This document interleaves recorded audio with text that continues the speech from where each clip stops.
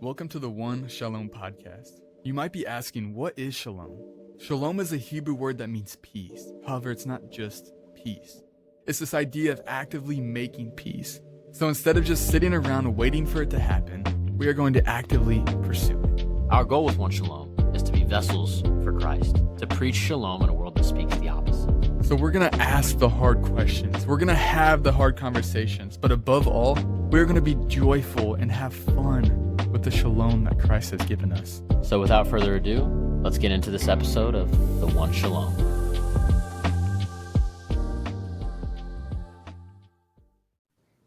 Well, welcome back to the One Shalom via Riverside again. Yes. Wow. It's weird. I'm still not used to it. No Hayden. No Hayden. We have a replacement Hayden today. That's right. Welcome, friend of the show, second time guest in history. Welcome, Pastor Zach Bollman of Fellowship in Christ Christian Church of Carterville, also a dear friend of mine and Payton and Hayden's. So welcome back, Zach. Yeah, thanks for having me back, guys. And I did want to say this formally on the podcast because I have to give a formal apology to Payton. And I did say this to him right after the first episode I was on with you all. But at the beginning, I didn't realize I was going to have the opportunity to interact with Payton during the episode. So I did not say hi to him in the very beginning. I just said hi to Hayden and Ayden, and then I pretend like Payton's not even there for a while, and then we start talking, and then so I didn't want anyone to get any idea that I didn't want to greet Payton or anything like that. I know I told Payton afterwards, but I just wanted to formally say that in this episode. Yes, me and Zach have since I've been to his house now. So. Yeah, we're finally friends now. So me and Zach are cool now. Yeah, we weren't at the time, but we are now. No, beefing at the time. As I say, what a started from the bottom, now we're here moment. Yeah.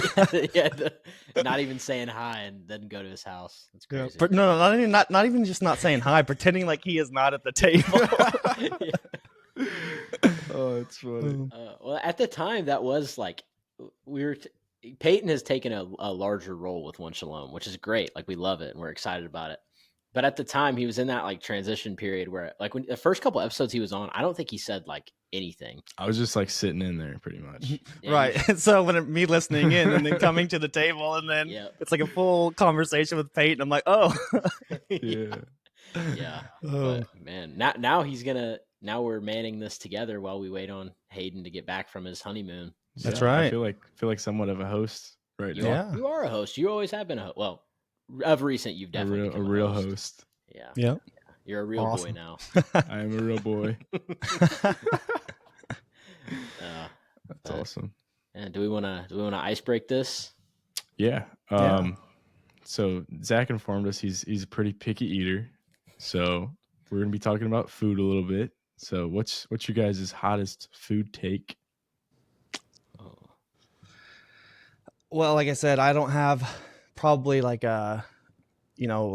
pineapple on pizza or something like that people are like yes or no. I'm just more so there's just certain things that I just am not a fan of that I know most people are. So I guess that would be my hot take for food, and it would just be some things like burgers. I'm not really a burger fan. Like PB&J, that's another popular one. Don't like PB&Js. Just a lot of the typical foods that you would see at a lot of get-togethers. A lot of those I wouldn't. Now there's certain things, of course, I like, but generally those are some big ones that I would say are shocking to people when I say I don't like burgers or condiments or PB&J. Those are probably the bigger shockers of the groups. Wow. So what were you eating as a kid, going to school? No PB&J? Yeah. So. Well, going to school. So my mom did make my lunch, which is actually another thing that's kind of interesting. So all the way up until probably early high school, my mom made my lunch every single day. So I never ate the cafeteria food. Yeah. So a little spoiled in that area. But yeah, it was pretty much every single day I had white bread sandwich with turkey and cheese.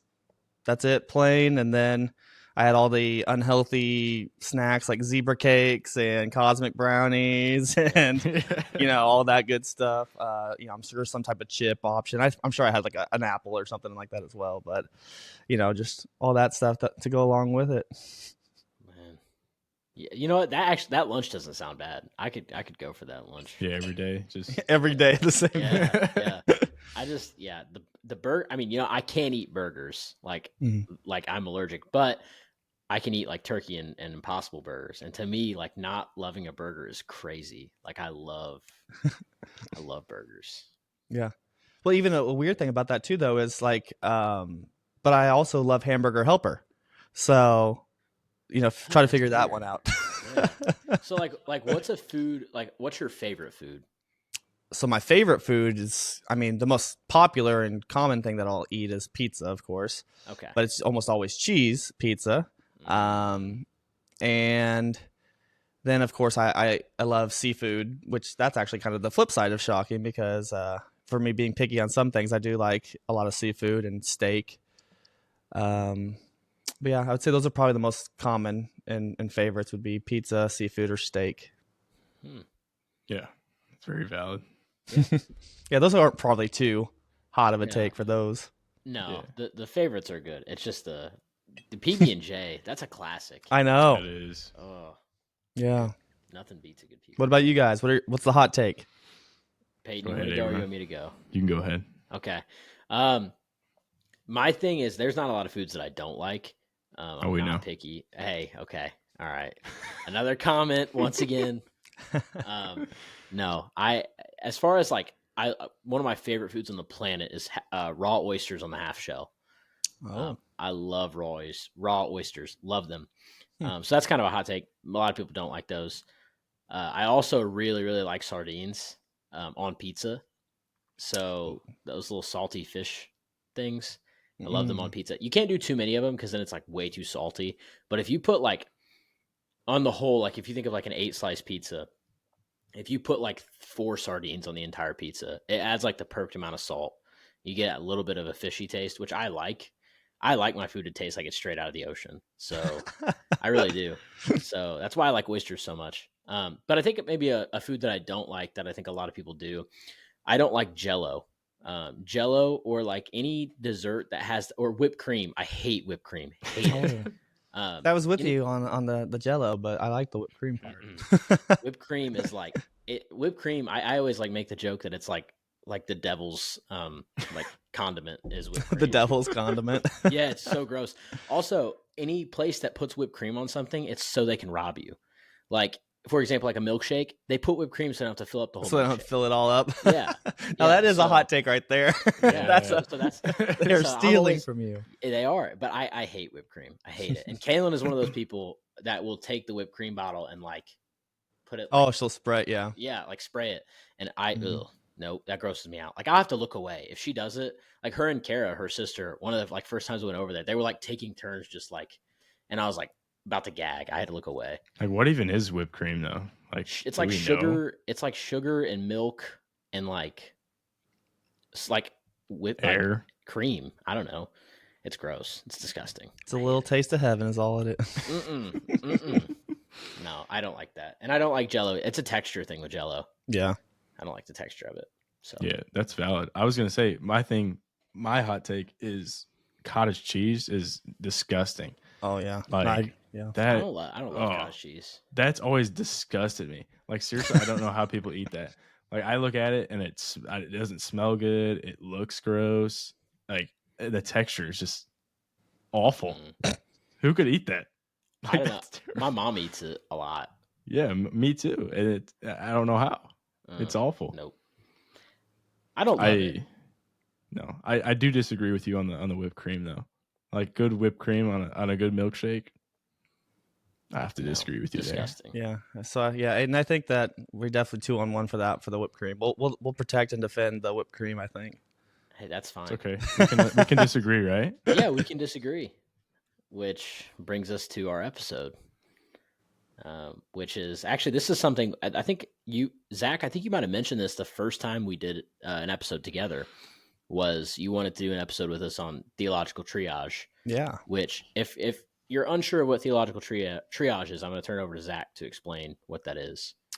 Yeah, sure. So it's not something that I've originated by any means. In fact, I've came into contact more recently with the actual term itself and the concept, though. Obviously, there's some biblical precedent that I've already kind of was aware of, but a lot of it comes from a theologian that I really respect called Gavin Ortlund. Of course, he didn't originate it either, but he made me more aware of it. And he actually has a book, and I thought I'd plug it and let you guys, if you guys hadn't already seen it before, but I don't know if the camera can get it or not, but it's called Finding the Right Hills to Die On.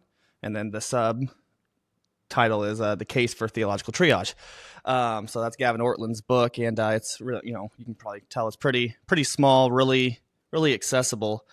But he kind of just works through this. But yeah, just to kind of go back to your immediate question, though, is so what is theological triage? Well, the term triage, some might be familiar. It comes from like the medical world. Where, there are times where in the medical field, they have to triage patients. And what they do by doing that is it's a process of prioritizing and selecting patients based on the urgency and severity of their conditions or needs. So like if you have a patient that has a sprained ankle, it's not as severe as someone that's maybe missing a limb or bleeding internally or, fill in the blank of whatever the medical emergency is.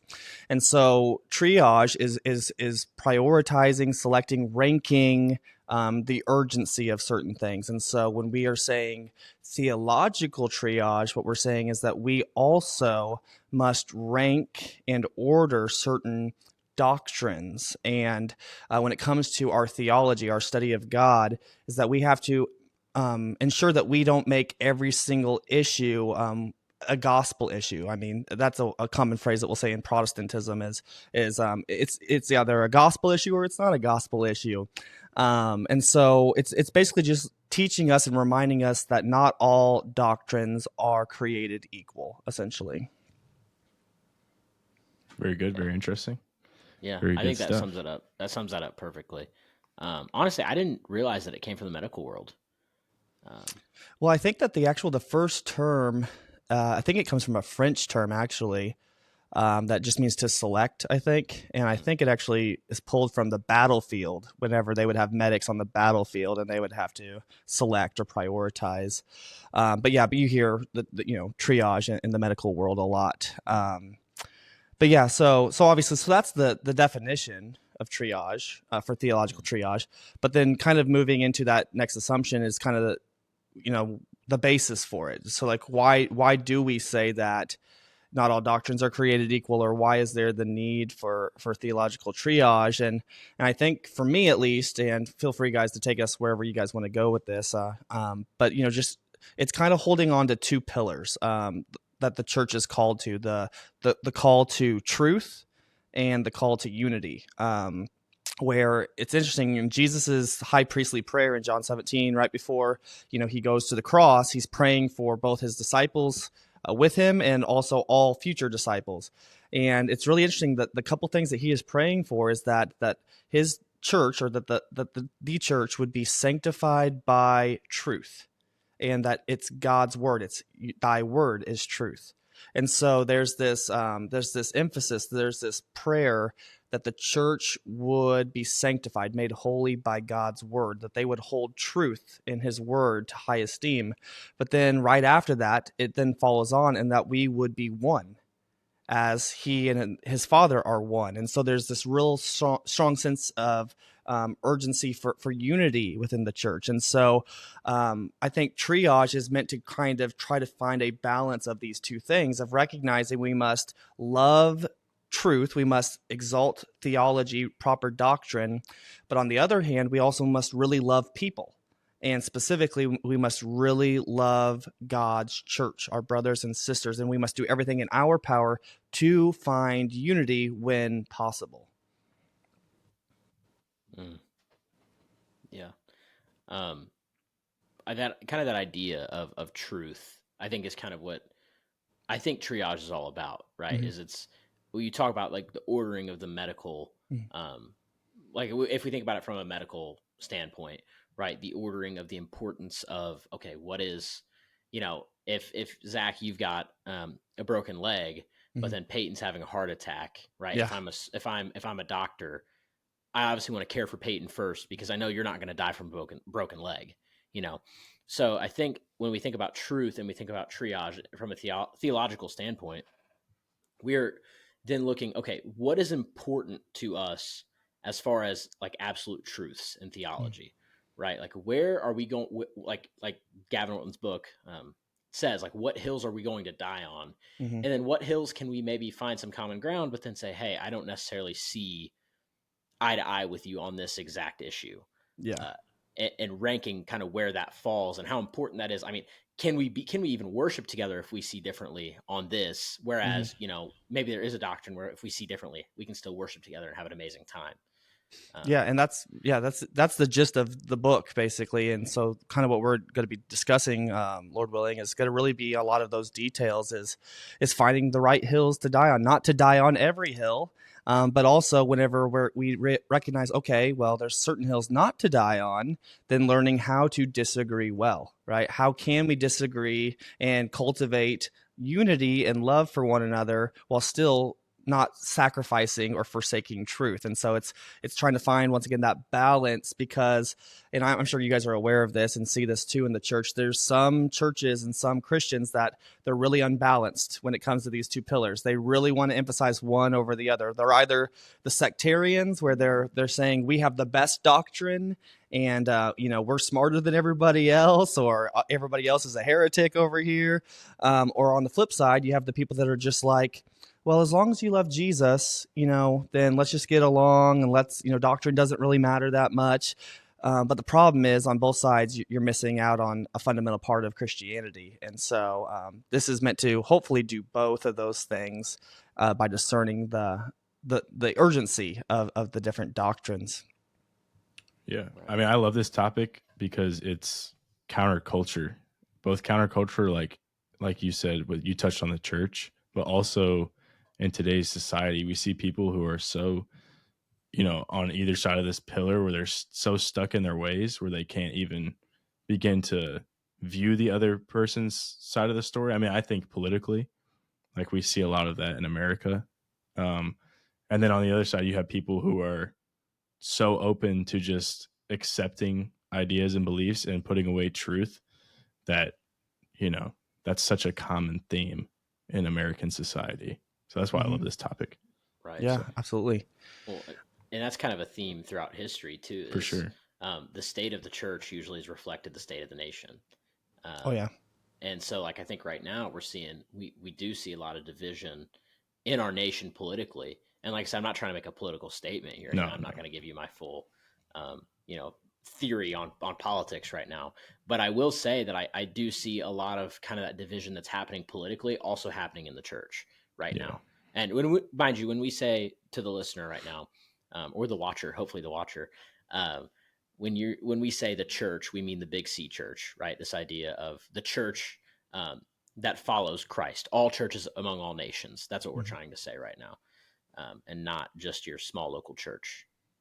Yeah. I needed to clarify that before. Yeah, yeah, the universal church, right. All those who are in Christ. And another thing with this too is I think that sometimes we take it for granted whenever I say not all doctrines are created equal. Some people, as soon as I say that, are scandalized, because they'll think that, well, wait, no, every issue is a gospel issue, or if it's in the Bible, then that means it is equally important to every other thing that is said in the Bible. Or I'm sure you guys have probably heard someone say this before, all sin is equal. But when we actually look at what Scripture has to say about different doctrines, is that what you'll find is that it says that there are weightier matters of the law.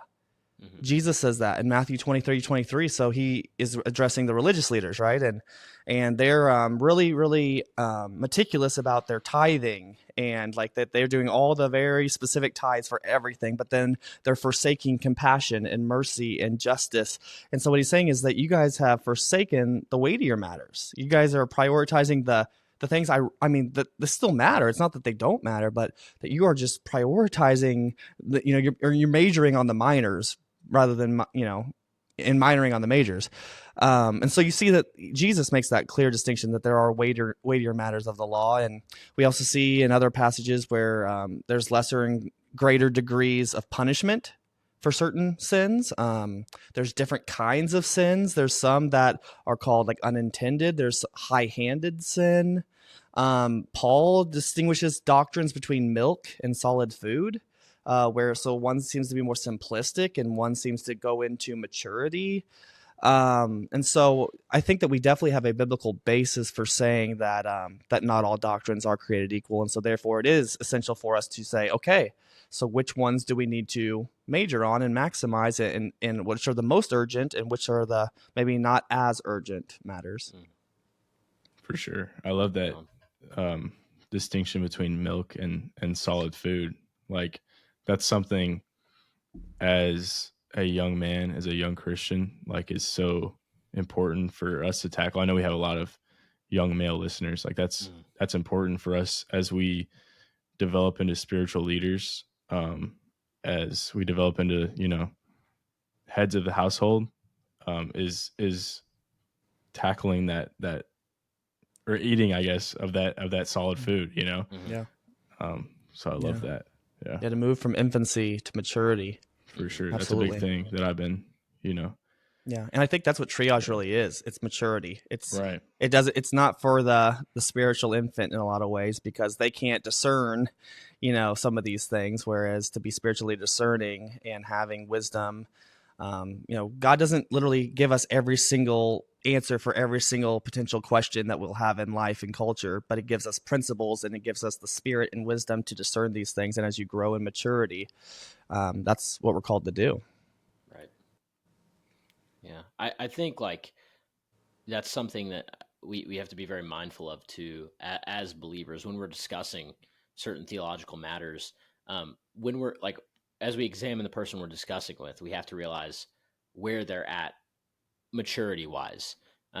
Because I know that if I were to be speaking to one of you guys or Hayden, we could get into some very deep stuff, and we could potentially disagree on some what we would deem pretty important theological issues, secondary issues, obviously, but important theological issues that we see we could disagree on and still have a very productive conversation. Where sometimes, and I've seen this example in my own personal life, where you'll have a discussion with somebody and they may not see eye to eye with you, and you guys are at different spiritual maturity levels, and then that conversation can turn really sour really fast, because somebody may say something that they don't actually mean, because they don't have the maturity to, you know, understand where the angle you're coming at. And if you're coming at if you're approaching the conversation from an angle of like, oh, well, I know this, and this, and you don't realize that person may not have a fundamental understanding of the doctrine you're speaking on, it can get really, really dicey. And so I think that's another thing we have to be mindful of when we are doing theological triage with people is,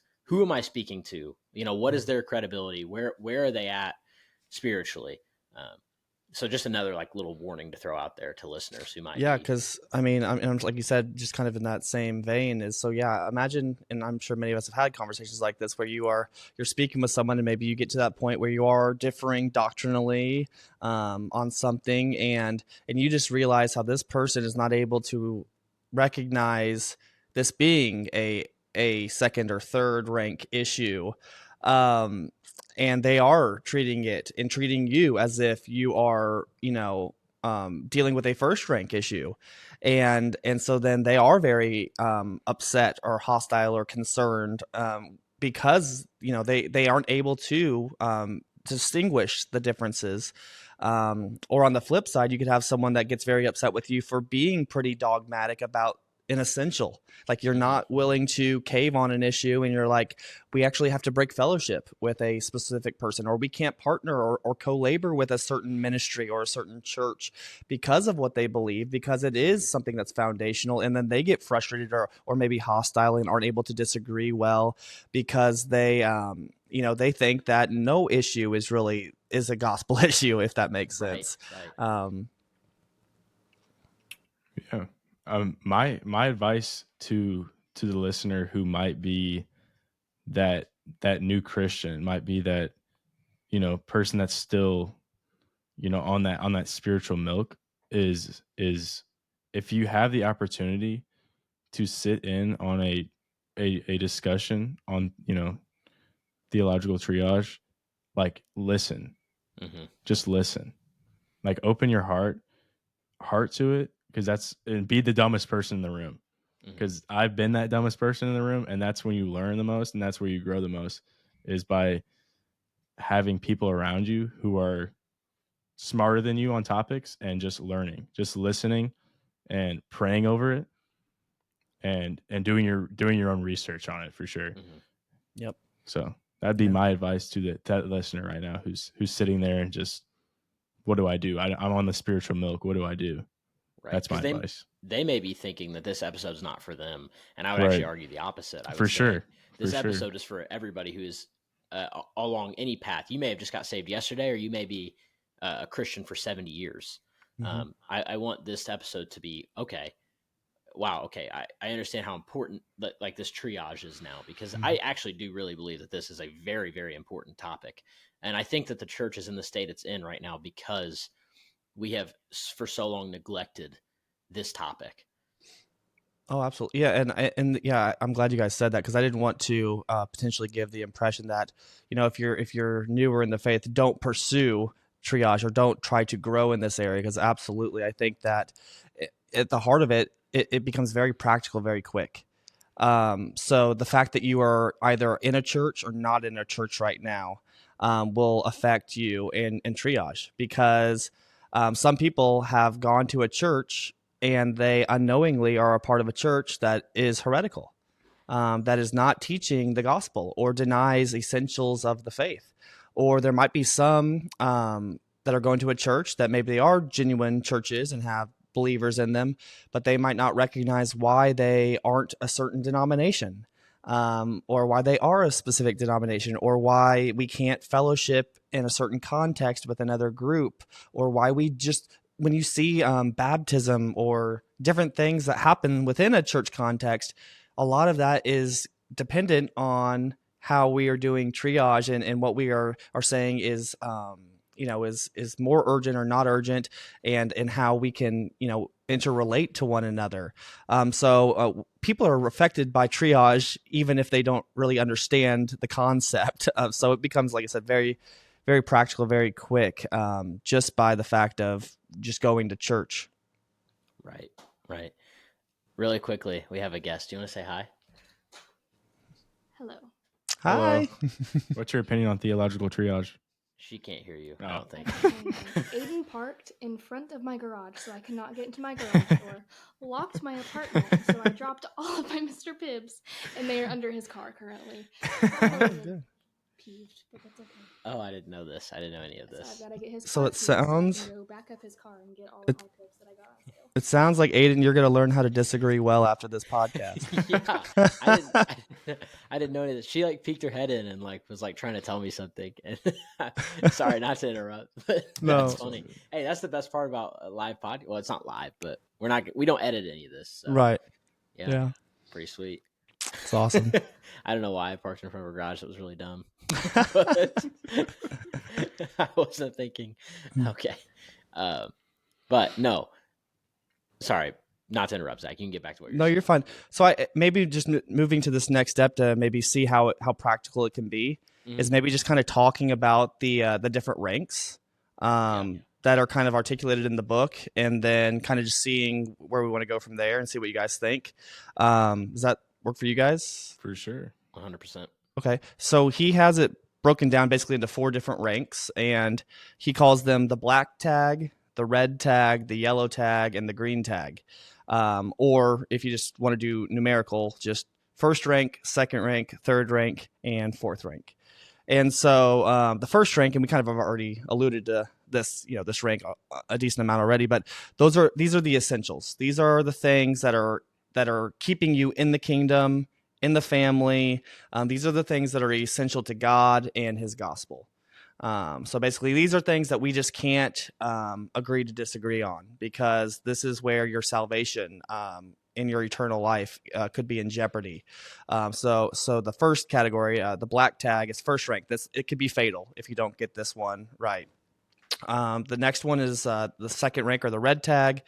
This would be urgent for the health and practice of the church. So you could differ on this, and you could still be saved. Like, it's not that you're not a brother or a sister in Christ if we differ on these issues, but this is going to have a real practical difference on where you go to church.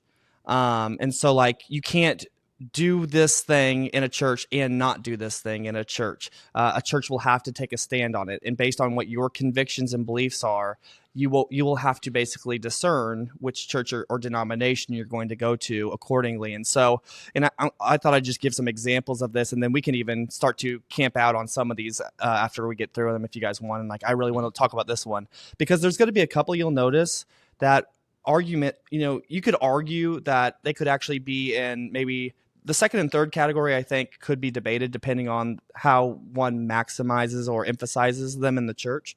But so for second rank, some ideas of this would be like baptism. So you can't baptize babies and not baptize babies in your church. So a church will have to take a stand on that. And you as a believer will have to discern, okay, do I think that is biblical? Is the sacrament of baptism meant to be for infants, or is it just meant to be for believers' baptism? So that'd be one. Another one would be like church polity or church governance, right? So how is the church going to be governed? Is it going to be a plurality of elders? Is it going to be like a lead pastor? Is it going to be a board of deacons, or is it going to be church governed, where every member of the church family is the one that kind of governs it, or there's the Pope, cardinals, right? There's all these different types of governance, and so you would have to discern, what do you think is the best form of church government? There's the debate between complementarianism and egalitarianism. I'm not sure if you guys have ever talked much about this on your podcast, but basically about, women and men's roles in the church. How are we to serve the Lord and one another in the family of God? Are there roles that are specific for each, or are basically every role available for all people in the church? And then one final one for this second category would be like spiritual gifts. So if you believe in the continuation of certain gifts, like tongues would be a real practical example. You can't speak in tongues in the church and not speak in tongues in the church, right? So the church typically will have to make a decision, and that's one of those ones that I thought we could talk about maybe later, because I think that it can jump to either category, how you tease it out a little bit, because I actually could possibly even put that for me in my third rank. But then yellow tag, third rank is this is important to theology, but not enough to justify division or schism. And so that would be things like the millennium. So like, are you a post-millennialist, a premillennialist, all-millennialist? What's your view of the eschatology, of the end times? We can disagree on that. It's still very, very important, and it's going to affect the way that you do theology and study the Bible. But it's not. You can basically be in the same church and kind of have a little bit difference of an opinion on the millennium. I would argue the days of creation. I think that you could be an old Earth creationist, a young Earth creationist. There's different forms of that, of how you interpret the days of creation. Calvinism, Arminianism. Some could argue that this might need to move up to the second rank, but I think it very well also could be a third rank issue on how God is sovereign and how is man responsible for their choice, and how does that relate to one another. And then I would say general politics. Now, I'm not talking specifically about like sin issues, but just like your general take on the politics of the day, I think could generally probably be thrown in that third category. Still important, but not enough to justify division or schism. And then leading then to the final tag, the fourth tag, or the fourth rank, or the green tag rather, is it's not important for our gospel witness and ministry collaboration. So this would be like, how many angels could dance on the head of a pin? It really doesn't matter at all on what your view is. How long was Jesus's hair? What should the color of the church carpet be? Things like that are really inconsequential. It's not going to affect our gospel witness, and we can collaborate with people if we differ on those. So those are the four categories. And if you guys just wherever you guys want to go from there, if you guys want to talk about one of them or all of them or a specific issue, feel free. Whatever you guys want to do. What are you thinking, Abron? Yeah, I was going to go so I thought that was funny how we mentioned you can triage the triage. Yeah. Like, Yeah. you can that's like so meta. Like you can literally Yeah.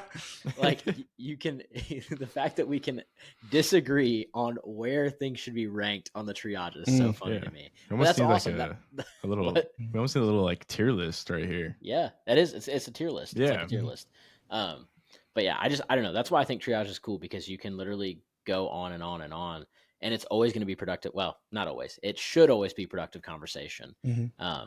And my hope is that it is always productive conversation. But I kind of wanted to start. I think maybe we could, to kind of keep this episode from not being like 4 hours long, because it could be. It really could be.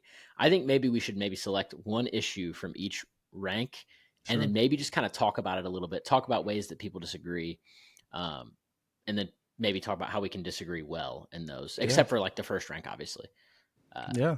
But I think maybe if we start in the first rank, I have one that I do think is a necessary first rank issue that we've talked about on the podcast that if you don't mind me, maybe I'll take a range Go on for that it. one, and then maybe we can each select one. So for me, like Trinitarianism versus oneness. We were on To the me, same that- page. We Yep. were on the same page. Yep, that is first rank. I genuinely believe that. I know that there are going to be some that might try to say that that's second rank. I don't understand how. But yeah, I don't know. Maybe we could kind of tease out why we think that that's first rank. Yeah, I think that's good because, as I said, first rank is essential to God and his gospel. And I don't think it gets more fundamental than who God is. And it's funny because I actually had about an hour conversation today about the Trinity and it being essential, and how I have some good friends that I love and care about that are oneness. But I do believe that they are embracing a false view of God that I think is very, very serious. And I think once again, this is something that can separate you from the family. From this, this isn't an in-house debate kind of a thing. This is something that we cannot disagree on, and just be okay with that. But yeah, so I think the reason it's so important is the Christian faith proclaims that our God is 3 in 1, that he is 3 persons in one being, one divine essence. Whereas, and it's not just versus oneness theology. Of course, that is that's one heresy, but there's a variety. There's tritheism that says that God is 3 gods, or there are 3 gods, right? So each person are actual distinct gods. That would be a heresy denying this fundamental belief. Oneness, which we had mentioned, which is a form of modalism. It's basically that God is unipersonal. He's one person, but he takes different modes or forms. And so you think of the analogy like H2O. So you have H2O can take the form of a solid, a liquid, or a gas, and you can have them change into each other. And so likewise, oneness believes that Jesus is the Father, the Son, and the Holy Spirit. He just takes different shapes or transforms into these different modes. And so we see, obviously, that's an option. Another heresy is Arianism, which believes that Jesus is a lesser, like a demigod. He was a created being, still has power, still has worship, but he is lesser than the Father. And so another denying, and this would be kind of a form of like Jehovah's Witness today, where they believe Jesus is a created being. And I mean, you can take this with LDS, the Mormons, a lot of different groups like that. But you see how this, once again, becomes really practical, because immediately when we say we must affirm that God is 3 persons in one being, it starts to say, okay, so that means if you embrace oneness theology, LDS faith, Jehovah's Witnesses, other belief systems, then at that point it could be a salvation issue. For sure. It affects where you go to church. So, yeah. And what you're learning at the church. Right. So. And that's not even just on that level. It affects like how you can actually fellowship with other believers. Because if you like, to me, I think we could all agree on this. If you deny the Trinity, I think you are denying the God that I serve. Simple as that. I know that might sound extreme, but that is the way that I've seen this through my personal study and through listening to some great conversations between Trinitarians and Oneness, or even Trinitarians and LDS, and people that embrace this different view other than the Trinity. And I think that is something that's a hill we should die on, because that to me is not only is it misunderstanding God, I think it's disrespecting God. Because to me, like, the modalist view is going to say that how can one being be three persons? And they're, from what I've heard from a lot of people who are modalist or who are Oneness, they're going to say that, like, the Trinity itself is impossible. And to me, it's like, how can you deny the divinity of our God in that matter, to say that there is something that is, I know, Zach, we've talked about like illogical things being impossible. The Trinity is not illogical. So to me, it's like, you are saying that there is something that is logically possible that God cannot do. To me, that is just, I can't get there. Yeah. And, and there is scripture that says things like, if you do not honor the Son, then you do not have the Father. And so I would say that if you are not granting true and proper worship to the Son, giving him honor for who he is, then you can't truly know the one true God. And so the way that we relate and understand and receive the revelation, because, by the way, this is not just something us just trying to figure out or guess. Like, this is the prime revelation of the New Testament, is who Jesus is and what he came to do for us. And so the fact that the gospel itself, once again, is tied to who God is, because the gospel is the Father in his love sent his Son to the earth to live and die for the salvation of the world, and that he would then rise from the dead, and then he would send the helper, the advocate, that would then indwell every new covenant believer. So where we are now the temple of God. So it's very Trinitarian, the gospel itself. It's you have God the Father dealing with operations, you have the Son dealing with the administration, dealing with redemption, and then you have the Holy Spirit bringing the manifestation, right? So where we experience it in our own lives, we experience redemption in real time. And so I think it's just really interesting that that the Trinity is also one of the primary candidates for criticism by, like, Islam.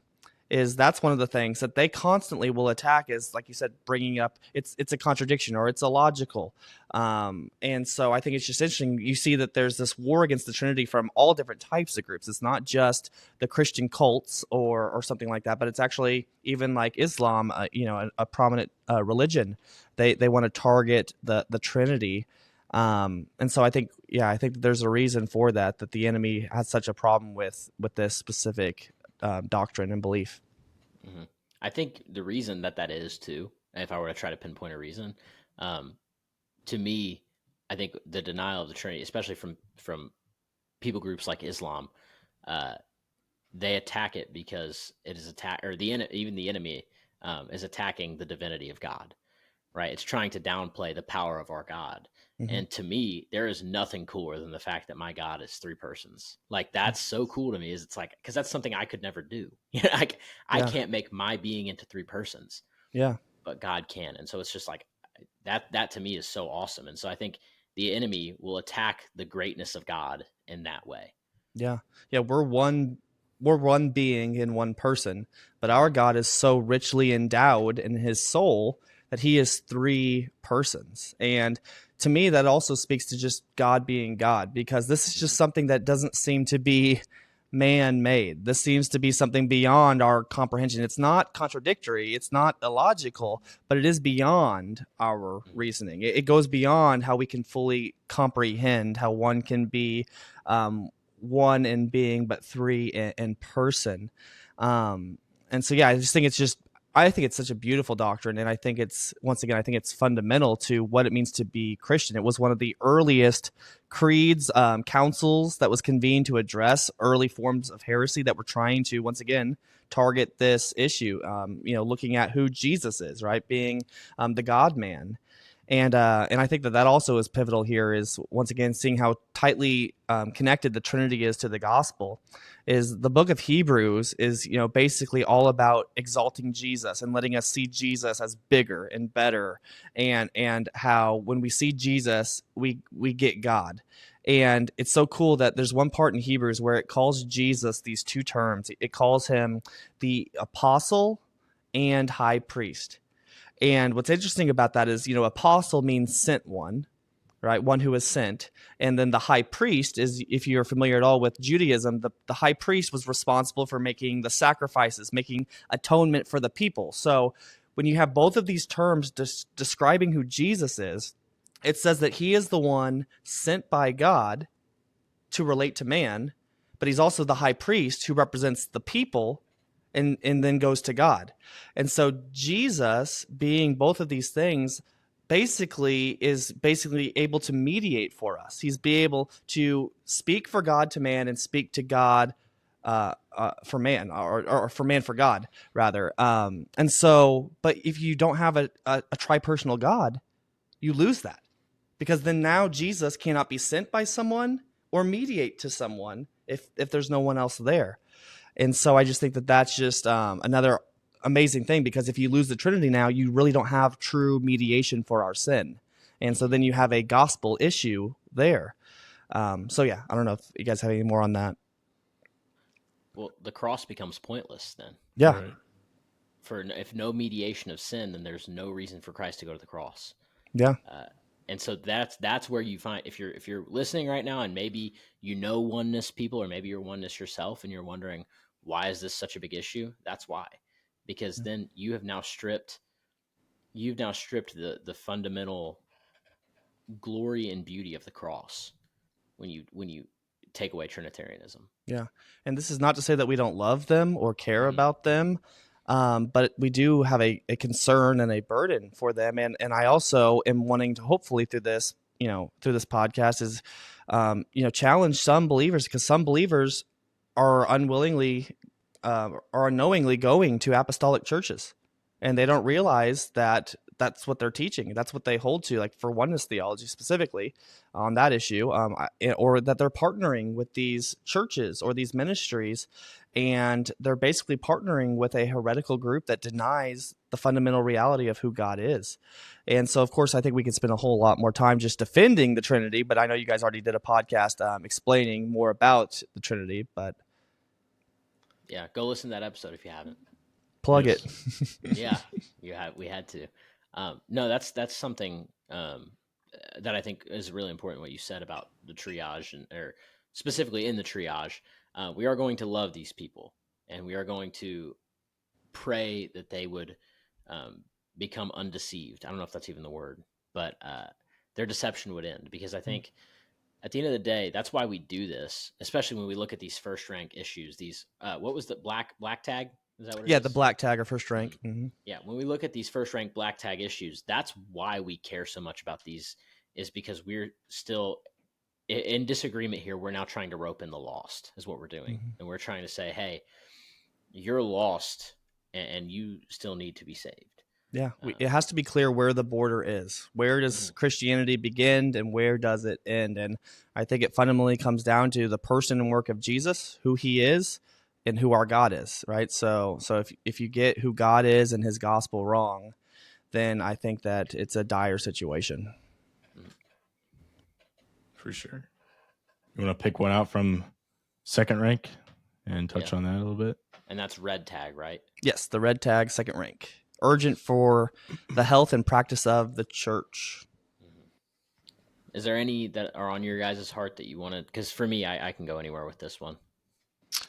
The two that stick out to me, and once again, feel free, guys, if you guys want to go a completely different route, but I see the spiritual gifts ones, I think, is interesting, just because I think it could be discussed about, should this be a second rank or third rank? Because I think it could fall on either, depending on how the church emphasizes it.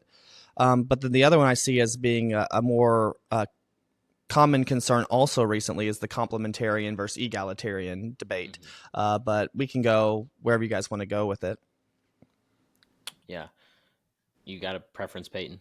I like spiritual gifts, because I think there's a lot of churches out there that are that's their emphasis is spiritual gifts and a lot of that stuff. So if we can touch on that, I'd love to. Yeah, because I know I have believers, and once again, I'll preface these red tag issues, these second rank issues. We are now going to say that these people are saved, right? And we can fellowship with these people. It's just now it's like, where's the boundary going to be set here? Right. And so for this one, this is typically, these would be believers. We could call them brother or sister. They have the true gospel and they are worshiping the one true God. But what would happen here is this is a matter of you may disagree on certain things that still being urgent keep you from being able to fellowship regularly in the same local body or denomination. And so once again, these are the things that you can't do and not do in a church. And so you basically have to take a stand on these things, and you can't kind of just hold the line or sit on the fence. But spiritual gifts is interesting because depending on how the church functions, you might actually be able to move this to a lesser level.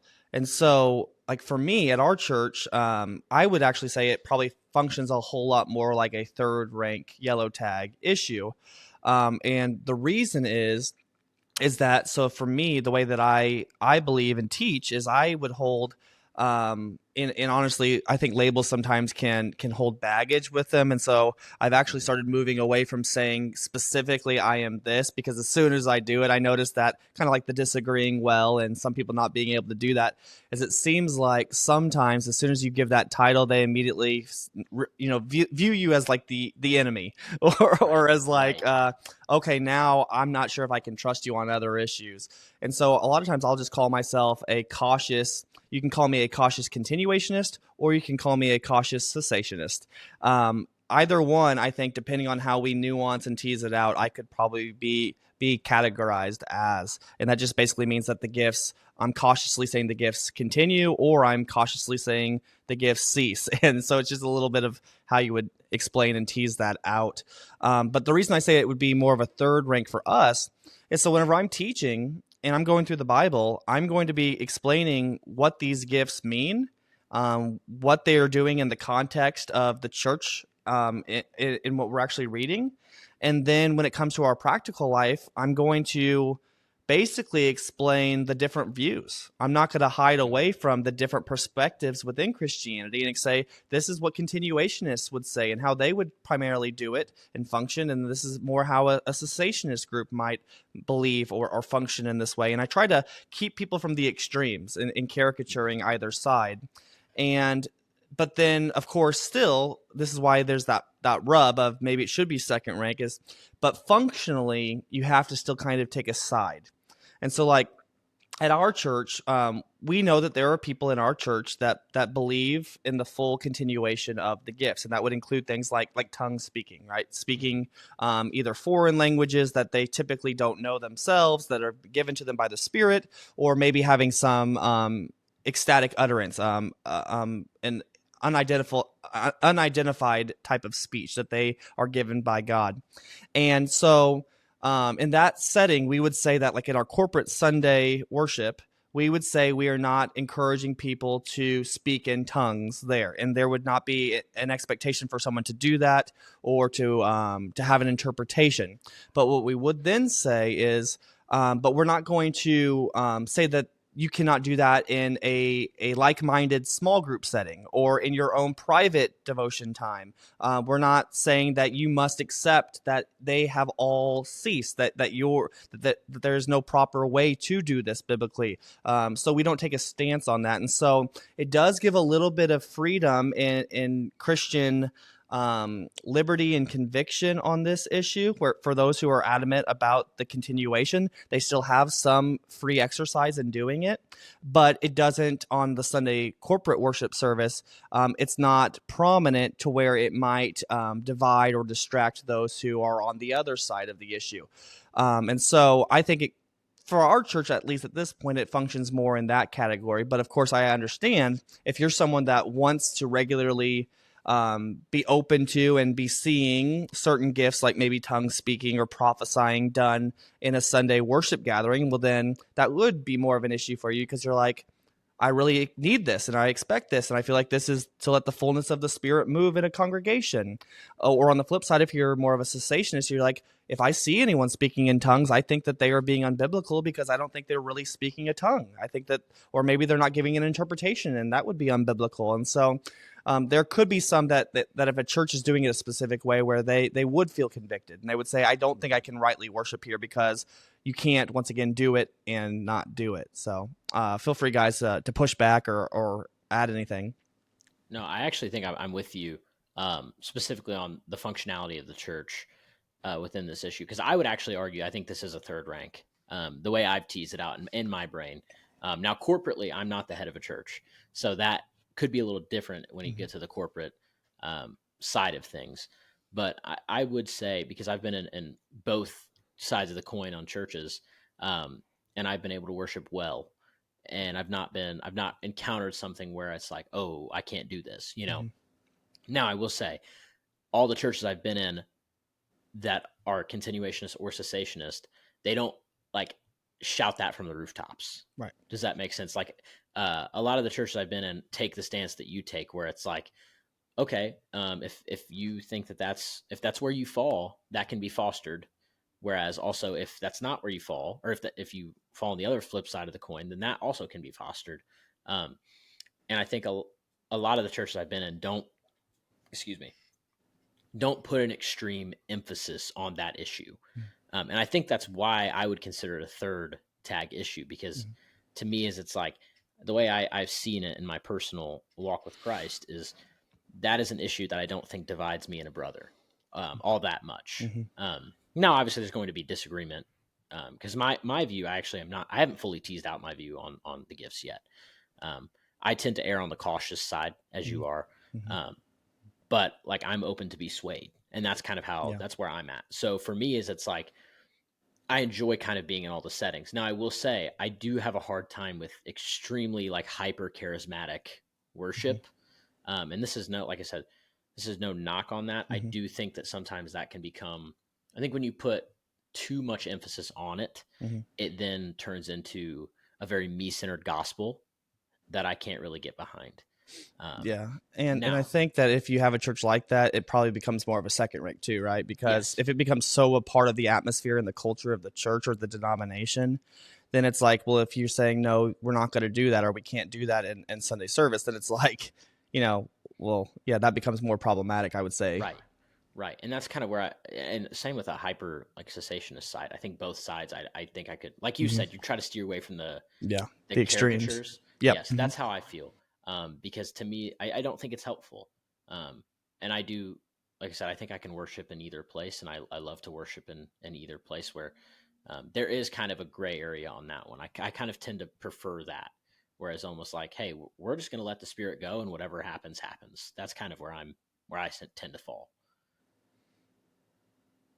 Yeah, I would agree with you. I kind of wanted to touch on it because I believe it would be like a second rank because of how churches emphasize it, like you kind of touched on. Like, that's what I wanted to kind of talk about, was like, I think there's a lot of churches where it does become that like me-centered gospel, because it's all about like, what are you doing like at the moment? Are you like out here speaking in tongues on Sunday? Are you prophesying? That's why I think it kind of comes to like a second rank issue, is because of how churches emphasize that. So and I think that why, like in his book, like it's put there as a second rank. It's not like it's just arbitrarily happens to fall there, right? I think it's kind of goes down to that functionally, right? So functionally, a church has to make a decision on it. So either are we going to be allowing tongue speaking, interpretation, potential prophecy, and some of these things I understand how we would need more time to tease out exactly what we mean by some of these, but just sometimes like in more the charismatic, what we mean by those terms, or what a charismatic might typically be doing in a service.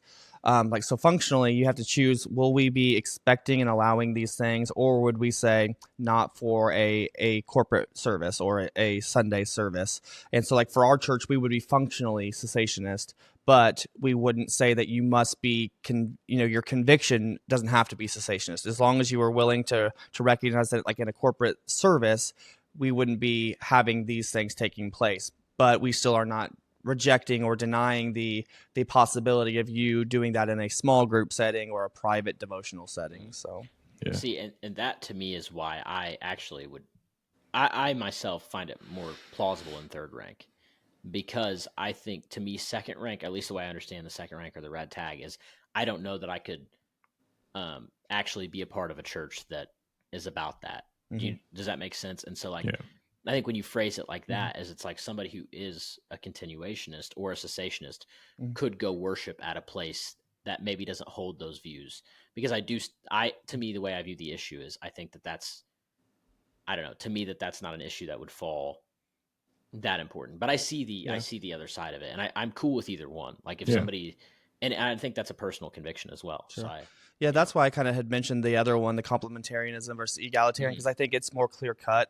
So obviously if women can be a pastor or an elder or not, so if let's say you go to a church and there's a woman who is the lead pastor, you have to make a call on that, right? So it's either you believe like that's unbiblical, or you're thinking, oh no, that's perfectly fine, right? And so based on how you interpret scripture and the way that you understand some of those passages and things like that, it'll come down to a very clear one way or the other, whereas the spiritual gifts have a little bit more nuance, I would say. Right. That's I would go with the complementarian egalitarian. Is it egalitarianism? Is that how you say it? Yeah. Okay.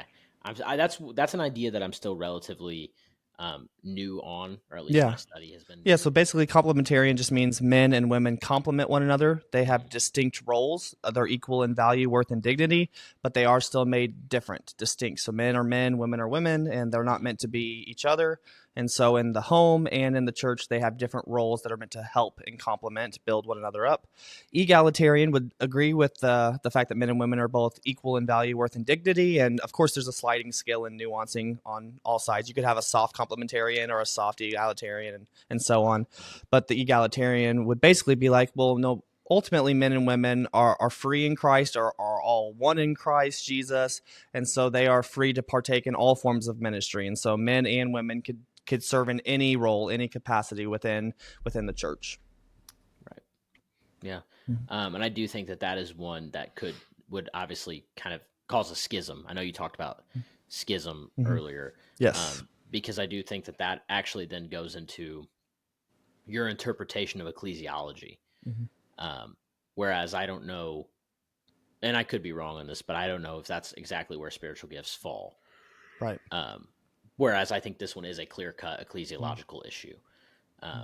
And so I think that might be why I would consider this second rank, like big-time second rank or big-time red tag. Is it called? Yeah, tag. I don't know why I keep forgetting the term. Yes, you're fine. Second rank, red tag. Yes. That's how the book classifies them. Yeah, and I would say that's where in this issue, somebody could be like, oh, yeah, I can't worship there. Because to me, I would say, like I said, I don't have like a set. No, I'm not between like soft and I don't know the regular, like the terms for this, but I am complementarian. I've only really been in churches that are complementarian. I think that there's grace obviously everywhere, and I think we've got to approach that issue with grace. But complementarian, I think, as far as the ecclesiological makeup of a church, I think seems to be the most biblical. Yeah, and just saying that, right? I don't know, like you said, I think you said you mainly have male listeners, right? So, so maybe they might not be as listeners. Okay, so they might not be as offended, but just even saying like you might potentially lean to that side can actually be very upsetting to certain people. And I understand that, especially when we understand that there's church hurt and church abuse and different things like that going on with gender roles and everything like that in our society today. But once again, you do have to take a stand one way or the other on this, because you can't go to a church that does it and doesn't do it. And I would just argue that we always want to make sure that when we are trying to discern doctrine, is that we do not discern it primarily by how we feel about an issue. Right. And so sometimes there might be scripture, there might be doctrines that we have to affirm, not because it's our favorite, but just because that's what's true.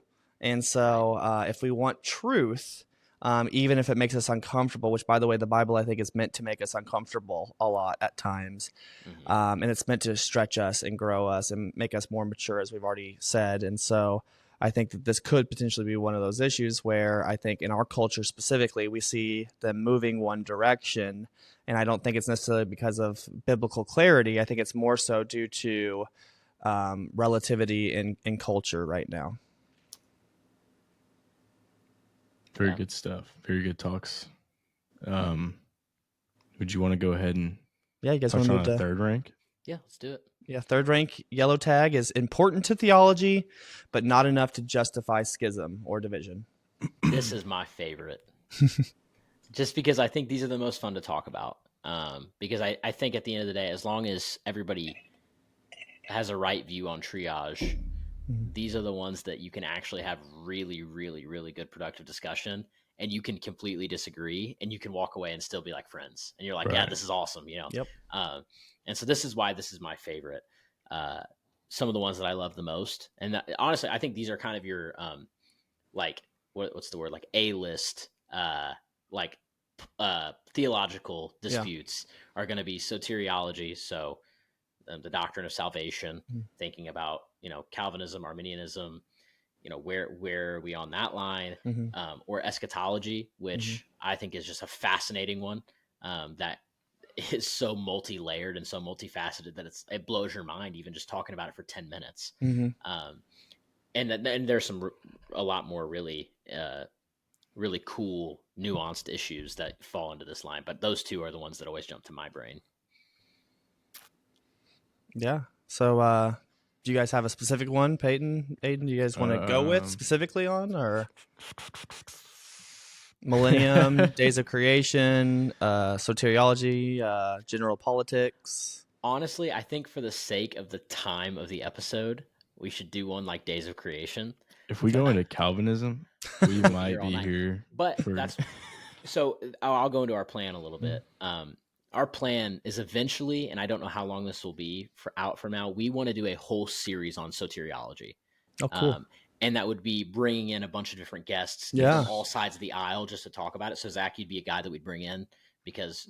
Are you going to let me present the Oneness perspective? We would. That's exactly what we would bring you I would love that. So that might be years down the line. We don't really know. But we would like to do that at some point. So I think we might try to save that one. Yeah, there's your teaser. Yeah, there's your teaser. Somebody's going to come back to this episode in like 4 years and be like, oh my gosh. Is that Zach Bollman? Zach Bollman? The Molinist. Yeah, some people have no idea what Molinism is. No idea. Yeah. But I kind of like the one of Days of Creation because this is one that I've seen people try to make a bigger issue than it is. Yeah. So I think we should go in on that one. Yeah, and that is the thing, right? So obviously we already mentioned how the spiritual gifts could maybe get bumped down, but there are certainly some, and we already kind of mentioned soteriology, I think depending on your church could really bump some of them up as well. And so Days of Creation, this is actually funny and interesting for me because this is actually one that I actually am even less convinced of at this point or less sure of than I had been probably the first decade or more of my Christian life, where I had always been a young earth creationist. And at this point, I really don't have a solid stance. I'm still very open to still being young earth, but I'm a lot more open to the possibility of contemporary science and what we're seeing in the data and some other biblical interpretations for it. And so I definitely hold this to be a third rank because I'm not even sure on this. And I know we aren't going to go into the millennium, but kind of I would say I'm even more confident about my millennial view than I am the Days of Creation, actually, where some people are like, just eschatology is too hard. But I would say that for the Days of Creation, it's more difficult for me at this point in discerning exactly if it's meant to be more literal or figurative or some other, blending of the mytho-history. But of course, there are some churches that they hear, evolution, and immediately they hear evolution and they freak out.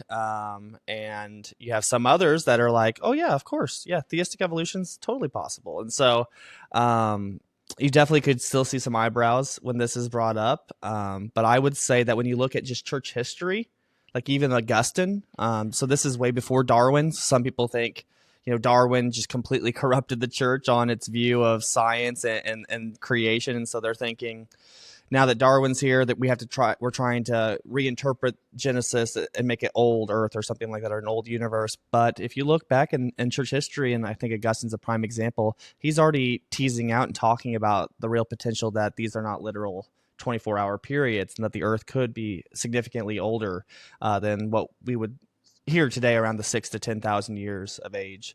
And so, yeah, I don't know if you guys have any just general thoughts, but yeah, for me, I definitely view this to be a pretty solid third rank, where still important because you're going to still have to tease out and interpret some of these things, and it's going to tie into a lot of other parts of your theology. But I don't think it's worthwhile to divide or be schismatics over. I think that that you can agree to disagree on these issues. Yeah, I'm exactly with you on this one. I think this is a textbook example of one that is like perfectly put into the yellow tag. Mm-hmm. Because I do think that there are some truths within it, but ultimately there's a lot of mystery around it. So like, for example, to me, even to uphold a young earth view, you have to acknowledge what science has showed us. Mm-hmm.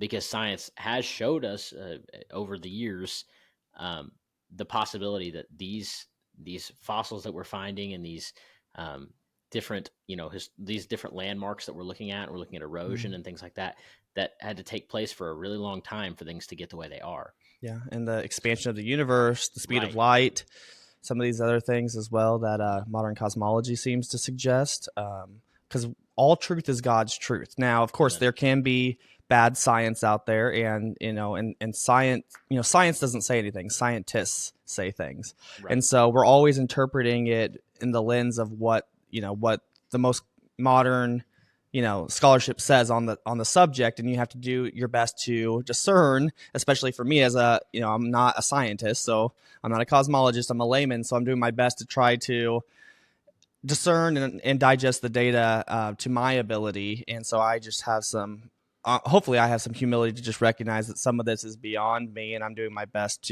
to weed these details out. Mm-hmm. And I think that actually is probably the most important theme of a third rank issue, is that there is this idea of, okay, I could be wrong. Mm-hmm. And that's why I think kind of earmarks it as like, hey, ultimately these are some issues that there's some really, really convincing viewpoints otherwise, and I could potentially be swayed. Mm-hmm. Yeah, exactly. And so I think that's exactly right, because if I were to change my view, like I already mentioned, I'm kind of more open to some older perspectives potentially. But when it comes to my belief in the gospel, my belief in who God is, how I'm going to function day to day and practice in my local church and denomination, none of that has changed. And so that kind of shows you how it's not in those other categories. I have a lot of freedom. I could change my view on the millennium, and none of those things are going to change. And so, yeah, I think this category kind of gives you that flexibility and freedom. Right. For sure. There's a lot of really interesting third rank topics you could go into. We could be here talking about those. It'd be really interesting. We should do a topic, or do an episode on third rank I was just topics. thinking about that, like just yellow tag, or topics. Just a series on it, because there's so many third rank topics I could think of, and that would be very interesting, very insightful, I think. Yeah. So yeah. And so, here's another thing, just to kind of make it as practical again as possible. So like I'm currently, I serve with the Carterville Ministerial Alliance.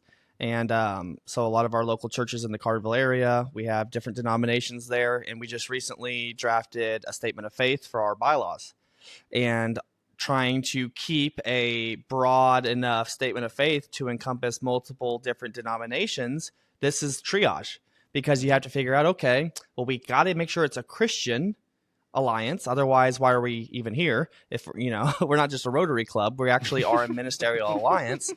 And so we have to be explicitly Christian, but we also don't want to divide and alienate other denominations. But we're also not in a corporate church setting all the time where we have to have the same leadership. So even the second ranks don't really come into play as much, which is awesome.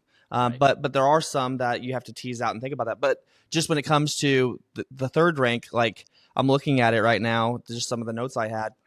Yeah, I don't see any of that in our statement of faith for Ministerial Alliance. Like, so that was none of those things were even brought up, apart from the fact when it comes to like eschatology, that Jesus is coming back. So, Right. but we all agree on that, and just how that is played out is different. But we all agree Jesus is coming back. Right. And that's kind of what we talked about, or what I mentioned earlier. The third rank issue have truth in them.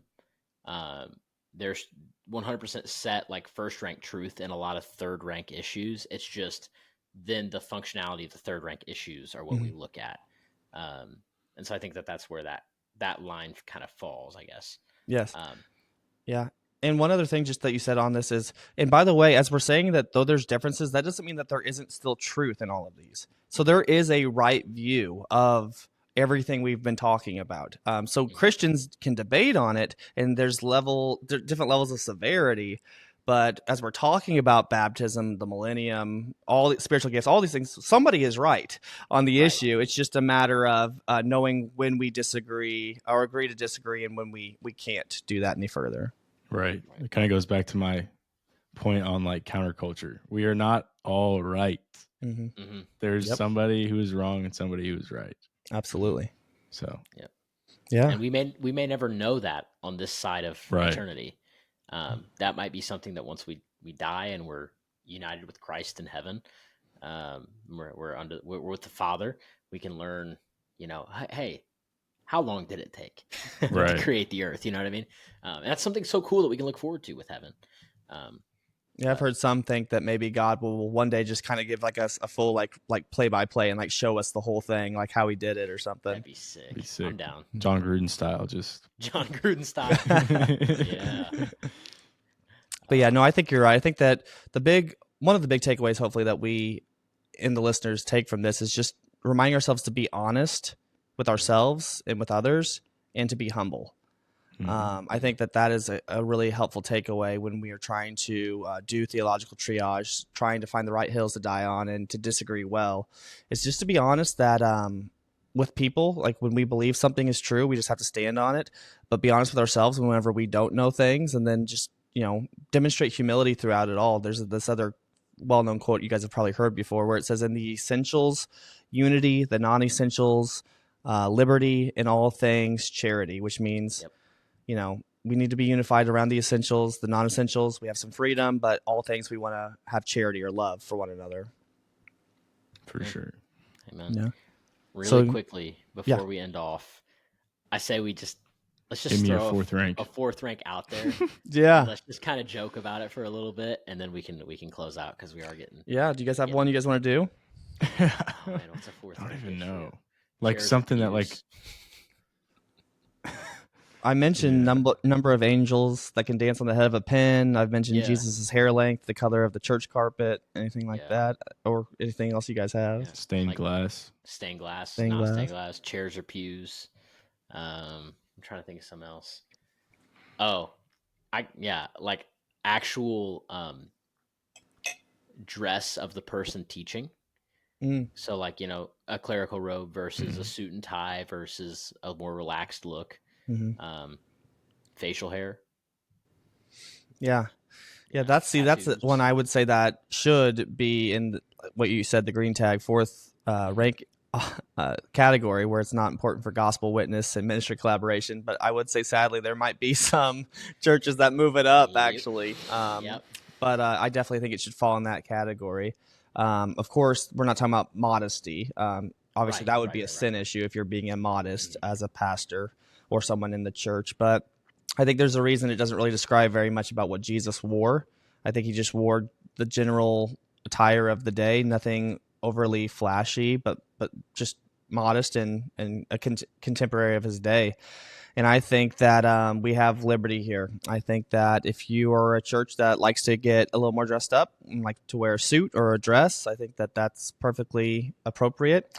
And if you're more of a, evangelical or non-denom, and, a little more contemporary church or service, then I think that, a t-shirt, and, jeans or whatever, I don't think you're in sin either way. I think that this is going to be more about the heart.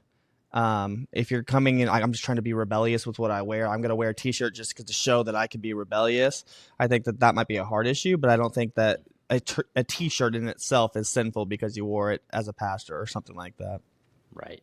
Right. Yeah. And that's one that I think, unfortunately, like you said, people try to bump up to a second rank issue. Yeah. Yeah. I'm not going to that church because that pastor wore shorts. Sadly, maybe even a first. I mean, it gets ridiculous sometimes. Yeah. But no, and that's the thing with these fourth rank issues is, you as a Christian should be able to go worship with somebody that has a different view on these fourth rank issues. And if you can't, then that becomes a hard issue in and of itself, I think. Yeah. Because like, for example, I threw tattoos out there because I actually do believe tattoos would fall here too.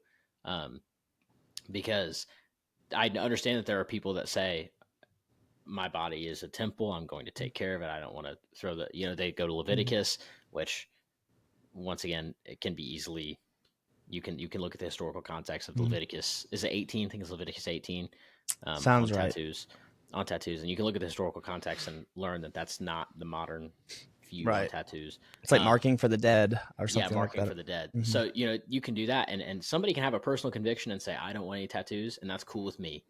But to me, like, I actually have a tattoo planned. And so it's like, okay, looking at tattoos. Yeah, I know. Oh, how dare I? But looking at tattoos, like I could worship, I could listen to a pastor teach that's covered head to toe in tattoos. And that would not bother me one bit, So that's one of those things with this fourth rank that I think is important. That'd be a sick pastor. There are. Just tatted. You remember Daryl Varble? Oh yeah. Yeah, he was a part of the Alliance. Tattoos. Yep. Yeah, he had the best tattoos ever. His tattoos are so cool. Oh, they were all like meant to like tell the gospel. Mm-hmm. They had like different like parts to the gospel. If I believe it correctly, he could start like at his left wrist and go then all the way up through his chest down to his right wrist and tell the whole story of the gospel. Yeah, I think it was something like that. Mm-hmm. Which is like so cool. Yeah. But yeah, that's all I've got for this. I don't know about you guys, but. Just the one last thing that I thought maybe would be worth mentioning, because we've been, ranking these and kind of explaining a little bit practically how it works. But some might be thinking, well, wait, how are you even coming to this? How are you discerning which is a first rank, or second rank, or how do you know that the gospel, or because is there like a Bible verse that says here are the first ranks or the second ranks? And it even sounds like you're disagreeing potentially on where some might fall into the category. And so I thought, and the book includes this as well, just some questions to ask when trying to discern where these would fall in which rank is, so asking the question, how clear is the Bible on this doctrine? So meaning, how often does it talk about it? How many times does it repeat the same thought process, or does it seem to either implicitly or explicitly explain or portray it? So I think that's one that will help you kind of start to discern where it should fall, is how clear is it the Bible on it. Another one is what is the doctrine's connection to the gospel, right? The gospel is the power of God to salvation. So if we're talking about salvation issues, how closely is it connected to the good news, which actually is a salvation issue because it's salvation itself. So I would say that the person and work of Jesus is going to be fundamental in how it connects to who Jesus is and what he did. What is the testimony of the early church? This might be an encouragement and invitation for some of your listeners to get more involved in what did the early church beyond the New Testament say about these matters, because the early church fathers, though they're not perfect, they're not infallible, they can give us a lot of clarity and context to some of these discussions and debates. And what was the debates of the early church? What were they having to deal with, and where did they fall on some of these big issues early on? And so councils and creeds can be helpful. And then finally, the last one is, what is the effect upon the church today? So how does it actively and practically affect us as Christians in the church family. And so I think that when you ask those questions, that can be really helpful in starting to kind of figure where these would fall. Yes. Yeah. Nail on Ask the head. questions for sure. Yeah. Mm-hmm. Well, this has been a great episode. Very It has. insightful. Very. Hopefully, the listener, can take some stuff away from this and be inspired. Abron. Yeah, I was just gonna say thank you, Zach. Yes.